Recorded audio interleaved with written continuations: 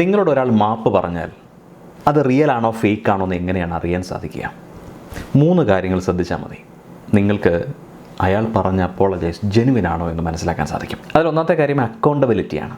എന്ന് പറഞ്ഞാൽ അവർ മാപ്പ് പറയുമ്പോൾ നടന്ന സംഭവത്തിൻ്റെ റെസ്പോൺസിബിലിറ്റി അവർ ഏറ്റെടുക്കുന്നുണ്ടോ എന്ന്. അതായത് നമ്മളോട് അവർ മാപ്പ് പറയുന്ന സമയത്ത് സംഭവിച്ചു പോയ തെറ്റിൻ്റെ ഉത്തരവാദിത്വം പൂർണ്ണമായും ഞാൻ ഏറ്റെടുക്കുന്നു എന്ന് പറയാൻ തയ്യാറായിരിക്കണം. അല്ലാത്ത സാഹചര്യത്തിൽ എക്സ്ക്യൂസ് മാത്രമാണ് ഉണ്ടാകുക, അല്ലാതെ റെസ്പോൺസിബിലിറ്റി ഇല്ല.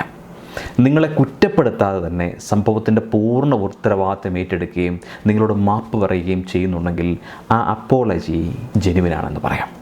രണ്ടാമത്തെ കാര്യം ആക്ഷനാണ്. ഈ വാക്കുകൊണ്ട് മാപ്പ് പറയാനായിട്ട് പലപ്പോഴും എളുപ്പമാണ്, പക്ഷേ പ്രവൃത്തിയിൽ അത് പാലിക്കാൻ അല്പം ബുദ്ധിമുട്ടുള്ള കാര്യമാണ്. അവരുടെ പ്രവൃത്തിയിൽ നിന്ന് നമുക്ക് മനസ്സിലാക്കണം അവർ സംഭവിച്ച തെറ്റ് അംഗീകരിക്കുന്നു, അത് തിരുത്തണമെന്ന് അതിയായി ആഗ്രഹിക്കുന്നുവെന്ന്. ഇനിയും ആ തെറ്റ് ആവർത്തിക്കില്ല എന്ന് നമുക്ക് അവരുടെ പ്രവൃത്തിയിലൂടെ മനസ്സിലാക്കാൻ സാധിക്കും. അങ്ങനെ അവരുടെ പ്രവൃത്തിയിലൂടെ അവരുടെ അപ്പോളജി ജെനുവിനാണോ അല്ലയോ എന്ന് നമുക്ക് മനസ്സിലാക്കാനായിട്ട് സാധിക്കും. മൂന്നാമത്തെ കാര്യം അക്സെപ്റ്റൻസ് ആണ്. ഒരു കാര്യം സംഭവിച്ചതിന് ശേഷം അതിൻ്റെ കോൺസിക്വൻസിനോടുള്ള അവരുടെ അക്സെപ്റ്റൻസ് എന്താണെന്ന് നോക്കേണ്ടത് വളരെ പ്രധാനപ്പെട്ട ഒരു കാര്യം തന്നെയാണ്. അവരുടെ ഭാഗത്തു നിന്നും സംഭവിച്ച ഒരു തെറ്റിൻ്റെ ഇമ്പാക്റ്റ് അക്സെപ്റ്റ് ചെയ്യാൻ ജെനുവിനായി മാപ്പ് പറയുന്ന ഒരാൾക്ക് സാധിക്കും. അതുമൂലം സംഭവിച്ച ഒരു കാര്യത്തെ അംഗീകരിക്കാൻ അവർ എപ്പോഴും വില്ലിങ് ആയിരിക്കും എന്ന് ചുരുക്കം. മാത്രമല്ല തൻ്റെ രീതിയിൽ മാറ്റങ്ങൾ കൊണ്ടുവരാൻ അവർ തയ്യാറായിരിക്കും.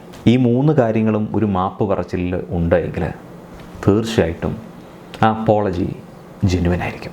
Have A great day. Thank you.